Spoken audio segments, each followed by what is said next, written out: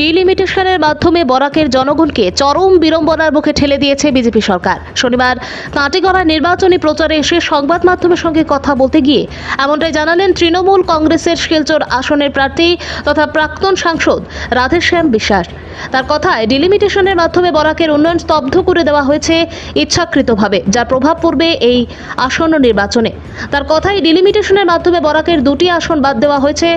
এর অর্থই হলো বরাকের কণ্ঠরোধ, যাতে বরাকের জনগণের আওয়াজ যাতে রাজধানী পর্যন্ত কম পৌঁছায়, সেই লক্ষ্যেই উদ্দেশ্য প্রণোদিতভাবে আসন কমিয়ে দেওয়া হয়েছে।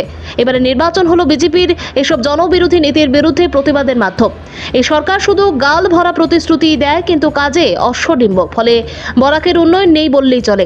নিজের প্রতিদ্বন্দ্বী হিসেবে বিজেপিকে সামনে এনে এই দলের প্রার্থী পরিমল শুক্লবৈদ্য প্রসঙ্গে রাধেশ্যাম বাবুর বক্তব্য হলো, ওনাকে 3বারের বিধায়ক, 2বারের মন্ত্রী, এছাড়াও তিনি স্বচ্ছ ভাবমূর্তি সম্পন্ন ব্যক্তিত্ব হিসেবে তুলে ধরে প্রচার চালাচ্ছে গেরুয়া ব্রিগেড। আসলে প্রতিনিধিত্বের বেলায় স্বচ্ছ ভাবমূর্তি, ভালো মানুষ ইত্যাদি শব্দ বিমানান করেন। এখানে তার সমষ্টির কথা সংসদে তুলে ধরার ক্ষমতা থাকা চাই, সমষ্টি উন্নয়নের মানসিকতা থাকা চাই। তার কথায় কাছড়ের মানুষ বিজেপির শাসনে বীতশ্রদ্ধ, বিকল্পের সন্ধানে মানুষ, তাই এবার রেকর্ড সংখ্যক ভোটের ব্যবধানে তিনি জয়ী হবেন বলে দৃঢ়তার সহিত জানান প্রার্থী বিশ্বাস। সুপ্রিয় দত্তের রিপোর্ট। আমাদের সর্বভারতীয় তৃণমূল কংগ্রেসের পক্ষ থেকে শিলচর লোকসভা কেন্দ্রে আমাদের তৃণমূল কংগ্রেস প্রার্থী মনোনীত করা হয়েছে আমাদের করিমগঞ্জের প্রাক্তন সাংসদ রাধেশ্যাম বিশ্বাস মহাশয়কে। এখানে উপস্থিত আছেন তৃণমূল কংগ্রেসের জেলা সাধারণ সম্পাদক অভিষেক রায়চৌধুরী, সেক্রেটারি বাসির এবং আমার ব্লক কংগ্রেসের জেলা সেক্রেটারি রেহান ভাই।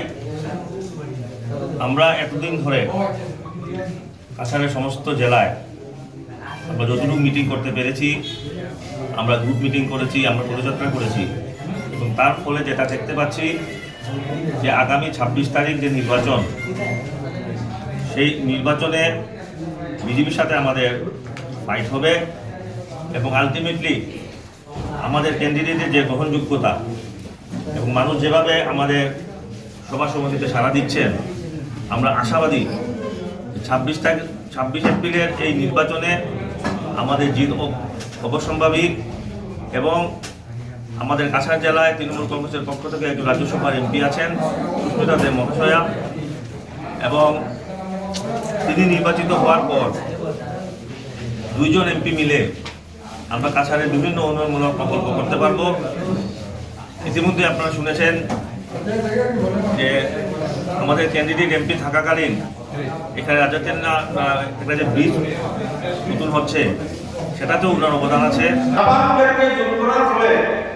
আজকে সেখান থেকে প্রচুর এসসি মানুষ শিলচরের সঙ্গে যুক্ত হয়েছে, যার জন্য শিলচর সিট রিজার্ভ হয়ে গেছে আর করিমগঞ্জ সিট খোলা হয়ে গেছে।